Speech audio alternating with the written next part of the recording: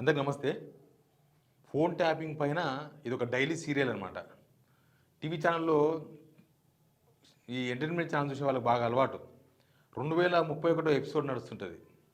ఓ 2 సంవత్సరాల తర్వాత చూస్తే మళ్ళీ 3031 ఎపిసోడ్ నడుస్తుంటుంది. అంటే ఇంకా నడుస్తూనే ఉంటుంది, దానికి ఎండింగ్ ఉండదన్నమాట. ఇంకా డైరెక్టర్ తలుచుకొని ఆయన ఇంతలకు ఆయన ఇంకా మూసేద్దాం అంటే తప్ప ఆ సీరియల్ అయిపోదు. ఫోన్ ట్యాపింగ్ కూడా అదే జరుగుతుంది. అయితే సుప్రీంకోర్టులో చాలా కీలకమైన కామెంట్ చేసింది సుప్రీంకోర్టు ఫోన్ ట్యాపింగ్ పైన. ఇది చూసిన తర్వాత ఇలా ఫోన్ ట్యాపింగ్ ఏందో జనాలకు ఈజీగా అర్థమవుతుంది. నేను ఆ కామెంట్స్ కూడా మీకు చెప్తా. అయితే ఇప్పుడు ఈ గవర్నమెంట్ కూడా నిజంగానే ఆ సుప్రీంకోర్టు కామెంట్ చేసినట్టుగానే ఆల్రెడీ ఒక సిట్ చేసి విచారణ నడుస్తుంది. ఎప్పటి నుంచో నడుస్తుంది ఈ గవర్నమెంట్ వచ్చినప్పటి నుంచి. ఇప్పుడు మళ్ళీ సజ్జనార్ గారి సమక్షంలో ఇంకొక సిట్ వేసారు. అది ఈ గవర్నమెంట్ వేసింది, పాత సిట్టు మళ్ళీ ఈ సిట్టు. అంటే సిట్టింగ్లే వేసుడు తప్ప దీనిలో విషయం ఏందో ఏం అర్థమైతే లేదు. అంటే మేము అనుకున్న దేలే వరకు సిట్ వేసుకుంటూ పోదాం అనుకుందేమో గవర్నమెంట్, ఏందో తెలియదు. పూర్తి వివరాలు చెప్పుదాం. షేర్ చేయండి, సబ్స్క్రైబ్ కూడా చేయండి. సుప్రీంకోర్టు చేసిన కీలక కామెంట్ ఏంటంటే, వీళ్ళు ఆ ప్రభాకర్ రావు ఉన్నారు కదా, ఆ ప్రభాకర్ రావు అమెరికా నుంచి వచ్చిండు, ఇదంతా జరుగుతుంది కదా, నేను మొన్న విచారించిండ్రు, వీళ్ళ దగ్గర ఉన్నదేందో, ఆయనకు చూపించిందేందో, ఆయన మాట్లాడిందేందో, ఎంతసేపటికి కేసీఆర్ పేరు చెప్పు అనేది ఇలా టార్గెట్. నేను చాలా రోజుల నుంచి చెప్తున్నా, నువ్వు కేసీఆర్ పేరు చెప్పాలి, కేటీఆర్ పేరు చెప్పాలి, ఇంకెవరి పేరు ఉంటే వాళ్ళ పేరు కూడా చెప్పాలి. అప్పుడు ఈ కేసు సిట్టులు గిట్టులు అన్నీ అయిపోతాయి అనమాట. అప్పటిదాకా విచారణ నడుస్తూనే ఉంటుంది. వాళ్ళేమో చెప్తలేరు, మేము ఉన్నది చెప్తాం, లేని ఇరికేళ్ళు చెప్పాలనేది వాళ్ళు. సుప్రీంకోర్టు ఏం చెప్పిందంటే, మీరు తప్పు చేయనప్పుడు మీ ఫోన్ ట్యాప్ చేస్తే మీకు భయం ఎందుకు, దీనికి సమాధానం చెప్పాలి. ఇప్పుడు కవిత మాట్లాడుతుంది, సొంత అల్లుడు ఫోన్ ట్యాప్ చేసిండ్రు అని. ఆమె ఏం తప్పులు చేయకపోతే అనుమానం ఎందుకు? ఒకవేళ ట్యాప్ చేసి ఉంటే ఆ ఢిల్లీ లిక్కర్ స్కామ్ గురించి ముందే తెలిసిపోయేది వాళ్ళకి. రేవంత్ రెడ్డి తప్పులు చేయకపోతే భయం ఎందుకు?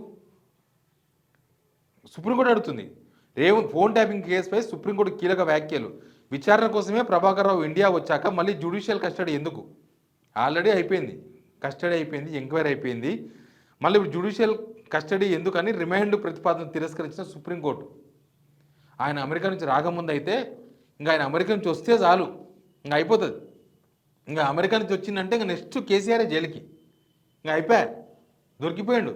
ఆయన అమెరికా నుంచి వచ్చిన కొత్తలా ఆల్రెడీ ఆయన అమెరికా నుంచి సుప్రీంకోర్టు చెప్తేనే వచ్చిండు. ఆయన అరెస్ట్ చేయదని సుప్రీంకోర్టు చెప్పింది. పోలీసు వాళ్ళు విచారణ స్టార్ట్ చేసిండ్రు ఆయనతోన. చేస్తే ఆయన లోపల ఏం చెప్పిండో ఏం చెప్పాలో తెలియదు, అది ఎవరు చెప్తారో కూడా తెలియదు. పేపర్లలో మాత్రం సీఎం ఆఫీస్ నుంచి ఏం చెప్తే అది రాయలే కదా. కేసీఆర్ పేరు చెప్పేసిండు, కేటీఆర్ పేరు చెప్పేసిండు మొత్తం. ఇప్పుడు ఆ పేర్లు చెప్తే అసలు ఈ ట్యాపింగ్ విచారణ ఆపేసేది గవర్నమెంట్. ఆ పేరు చెప్పలేదు కాబట్టి తనలాట. అంటే వీళ్ళు ఏమనుకుంటే అదే చెప్పాలనా? వీళ్ళు అనుకున్న పేరు చెప్పాలి. వీళ్ళు ఫోన్ ట్యాపింగ్ అంతా కేసీఆర్ టార్గెట్గా నడుస్తుంది. వాళ్ళు కేసీఆర్ పేరు చెప్తే ఏం చేస్తారో కూడా తెలియదు. ఇప్పుడున్న సిచ్యువేషన్లో ఈ గవర్నమెంట్ కేసీఆర్ టచ్ కూడా చేయలేదు నాకు తెలిసి. అంత ధైర్యం కూడా ఈ ప్రభుత్వానికి లేదు. కేసీఆర్ టచ్ చేస్తే ఏమవుతుందో ఈ మధ్య జరుగుతున్న పరిణామాలు తెలుసు కదా, సర్పంచ్ ఎలక్షన్ అవన్నీ చూస్తున్నారు కదా, కేసీఆర్ని టచ్ చేసే ధైర్యం కూడా చేయదు. అయితే సుప్రీంకోర్టు చేసింది, అసలు ఫోన్ ట్యాపింగ్ వ్యవహారం గురించి ప్రభుత్వం ఎందుకు ఇంత భయపడుతుంది, రేవంత్ రెడ్డి ప్రభుత్వం ఎందుకు భయపడుతుందని అడిగిండు. మీ ఎవరు ఎలాంటి తప్పు చేయనప్పుడు మీ ఫోన్ ఎవరు వింటే ఏమవుతుంది అంటూ కీలక వ్యాఖ్యలు చేసిన సుప్రీంకోర్టు న్యాయమూర్తి. సమాధానం చెప్పగలరా రేవంత్ రెడ్డి గారు? ప్రభుత్వం సమాధానం చెప్పగలదా? ఫోన్ ట్యాపింగ్ అనేది వాళ్ళ డ్యూటీ. ఇప్పుడైతే లేదు ఫోన్ ట్యాపింగ్, మినిస్టర్లు బయట పెట్టలే. నా ఫోన్ కూడా ట్యాప్ అవుతుండొచ్చు బహుశా, చాలామంది ఫోన్లు ట్యాప్ అవుతుండొచ్చు బహుశా. వినని ధైర్యంగా మాట్లాడదాం. ఏమున్నది, మనం ఏమన్నా కూలదోస్తాం? ప్రభుత్వాన్ని కూలదొయ్యాలి అని రేవంత్ రెడ్డి ప్రయత్నం చేసిండా? అది ఫోన్ ట్యాపింగ్ ద్వారా బయటపడ్డది. అది తప్పే కదా. ప్రభుత్వాన్ని కూలదొయ్యాలని, ఎమ్మెల్యేని కొనుగోలు చేయాలని అప్పుడు రేవంత్ రెడ్డి దొరకలే. అది దాని ద్వారానే తెలిసింది. ఫస్ట్ పోలీసులు లేకపోతే మీడియా మొత్తం అక్కడి నుంచే స్టార్ట్ అయిన ఫోన్ ట్యాపింగ్ అని రాసిండ్రు.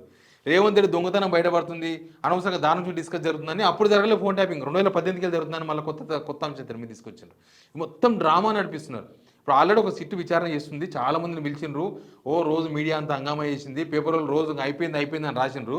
ఇప్పుడు మళ్ళీ సజ్జనార్ గారి అధ్యక్షతన మళ్ళీ కొత్తదంట, రెడ్డి వచ్చే మొదలెట్టు. అంటే వీళ్ళు అనుకున్నది తేలే వరకు ఇట్లా సిట్లు వేసుకుంటూ పోతారా? ఏంది అసలు వీళ్ళ ఉద్దేశం ఏంది? ఈ గవర్నమెంట్ మీద కూడా ఆరోపణలు వచ్చినాయి, దానికి కూడా సమాధానం చెప్తాడు. వాళ్ళ సొంత మినిస్టర్లే కదా, కోమటిరెడ్డి వెంకరెడ్డి, ఉత్తమ్ కుమార్ రెడ్డి, వాళ్ళిద్దరు ఫోన్లు మాట్లాడితే ట్యాప్ అయింది, రేవంత్ రెడ్డి విన్నాడు. తర్వాత ఆ విషయాన్ని ప్రస్తావించిన అదే కదా చర్చ జరిగింది, బయటకు వచ్చింది వార్త. మరి ఇంకా ఫోన్ ట్యాపింగ్ అయింది, అది వాళ్ళ బాధ్యత. పోలీసు వాళ్ళు నిజాలు నిగ్గు తెలిసేనికనో సమాజంలో ఏం జరుగుతుందో తెలుసుకోవడానికో లేకపోతే ప్రభుత్వానికి ఎవరైనా హాని చేసే ప్రయత్నం చేస్తున్నారా అని తెలుసుకోవడానికి చేస్తారు. ఫోన్ ట్యాపింగ్ అనేది వాళ్ళ డ్యూటీ అది. రేపు తెలియదు, ఇంతే ఉంటుంది, ఇంతకు మించి ఏమి ఉండదు. ఈ గవర్నమెంట్ వచ్చిన తర్వాత వీళ్ళు చెప్పిన, గవర్నమెంట్ రాకముందు చెప్పిన అబద్ధాలన్నీ కూడా నిజాలు చేయాలనే ప్రయత్నం. ఆ నిజాలు చేయాలి, ఈ నిజాలు ఇవి మేము మాట్లాడే నిజాలే అని నిరూపించుకోనికి, ఇది వీళ్ళు నిరూపించుకోనికి చేస్తున్న ప్రయత్నం ఇది.